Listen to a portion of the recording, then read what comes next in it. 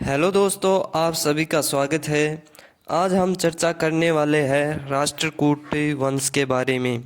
इस राजवंश की स्थापना दंतीदुर्ग ने 736 ईस्वी में की थी। उसने नासिक को अपनी राजधानी बनाया। इस वंश में 14 शासक हुए। दंतीदुर्ग वातापी के चालुक्य के अधीन सामंत थे। उसने अंतिम चालुक्य शासक कीर्तिवर्मा द्वितीय को पराजित करके दक्षिण में चालुक्य की सत्ता समाप्त कर दी। कृष्ण प्रथम ने एलोरा के सुप्रसिद्ध कैलाशनाथ मंदिर का निर्माण कराया।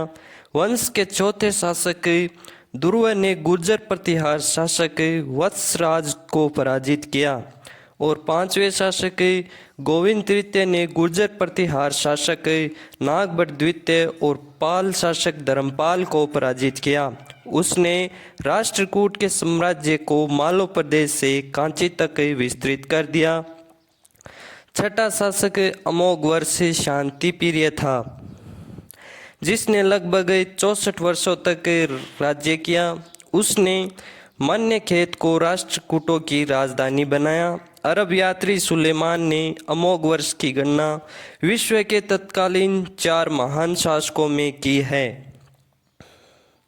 द्वितीय तथा इंद्र तृतीय ने कनौज के तत्कालीन शासक महिपाल को पराजित करके भागने को विवश कर दिया।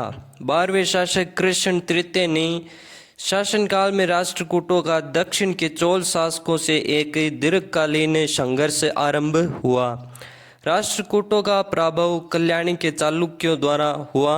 चालुक्य शासक तेलप ने 973 ईस्वी में इस वंश के करक द्वितीय को पराजित करके मान्यखेत पर अधिकार कर लिया।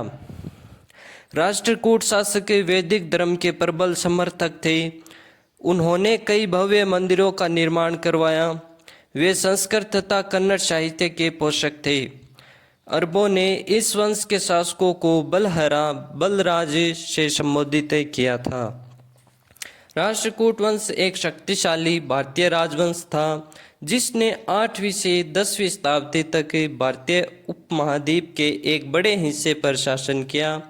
राष्ट्रकूट वंश की शुरुआत में मान्यखेत, वर्तमान में कर्नाटक में मलखेड में उनकी राजधानी थी। कला, साहित्य और वास्तुकला के महान संरक्षक थे। इस वंश ने संस्कृत साहित्य का भी समर्थन किया और एक जीवंत दरबार था, जिसने विद्वानों, कवियों और बुद्धिजीवियों को आकर्षित किया। राष्ट्रकूट वंश की स्थापत्य शैली जटिल नक्काशी, जटिल मूर्तियां और विस्तृत मंदिर परिसरों की विशेषता थी। 10वीं शताब्दी तक राष्ट्रकूटों ने अपना अधिकांश क्षेत्र खो दिया था और अंततः उनका वंश समाप्त हो गया। इंद्र चतुर्थ अंतिम शासक था राष्ट्रकूट वंश का। मिलते हैं आपसे अगली वीडियो में, तब तक के लिए धन्यवाद। Thank you.